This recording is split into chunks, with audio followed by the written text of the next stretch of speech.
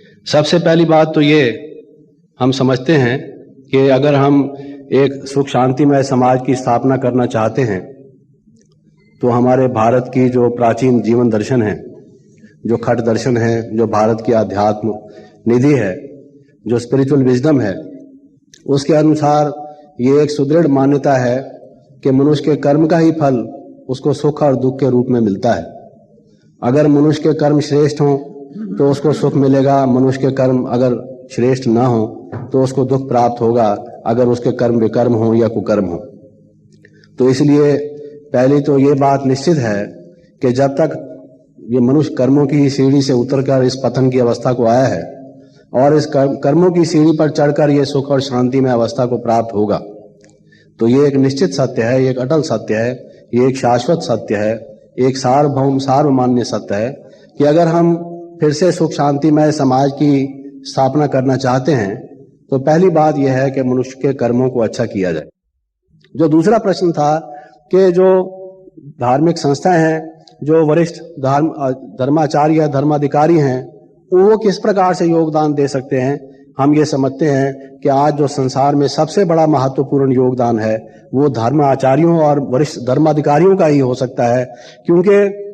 आचरण संबंधी जब हमारा ये वर्तमान संकट आचरण के अभाव के कारण से है, नैतिक मूल्यों के ह्रास के कारण से है, तो उनकी ही ओर सारा संसार देख रहा है। जब वो बहुत एक प्रभावशाली तरीके से, एक विज्ञान सम्मत तरीके से, एक विवेक युक्त तरीके से, एक युक्ति युक्त रीत से मनुष्यों को आज के इस विज्ञान युग में आत्मा का, परमात्मा का परिचय देते हुए उनको आचरण की ओर बल देंगे जैसे कि दे रहे हैं, और अधिक ये कार्य तीव्र गति से होगा और खास करके आपस में मेल मिलाप से होगा, तो मैं ये समझता हूँ कि ये उनका सबसे बड़ा योगदान होगा। और सबसे बड़ी बात तो यह है कि आज संसार की जो सर्वप्रथम समस्या है मेरे मन में, मेरे विचार में, वो मानसिक तनाव है, मनुष्य में टेंशन है। और जितने निर्णय चाहे राजनीतिक नेता ले रहे हैं, चाहे कोई और लोग ले रहे हैं, वो इसी के अंतर्गत ले रहे हैं, इसी से ही रोग भी संसार में बढ़ रहे हैं। और उसके लिए अगर मनुष्य योग का अभ्यास करे, उसको योग की कोई सहज विधि बताई जाए जिससे कि उसके मन की टेंशन दूर हो, उसको शांति मिले, शांति से और बहुत सारे गुण विकसित होंगे स्वतः ही,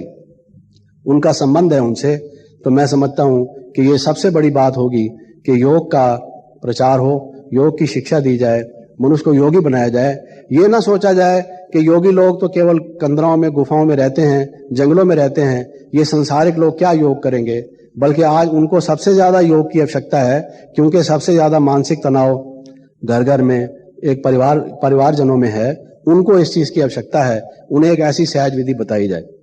और अंत में मैं यही निवेदन करूंगा कि वो परमपिता परमात्मा शिव, प्रजापिता ब्रह्मा द्वारा जो हमें वर्तमान समय साधारण रूप में प्रविष्ट होकर, सन्निविष्ट होकर उन्होंने ये ज्ञान और योग जो सिखाया है, ये नई सृष्टि की स्थापना के लिए जो एक प्राचीन, सर्वप्राचीन, पहले भी गीता में कहा हुआ है कि ये योग जब त्रैलोप हो जाता है तो फिर मैं आकर इसकी शिक्षा देता हूँ। उस योग की शिक्षा जो परमपिता परमात्मा ने दी है, उसका हम अभ्यास करें तो मेरा अपना अनुभव ये कहता है कि हम उससे एक सुख शांतिमय समाज की स्थापना कर सकते हैं। ओम शांति।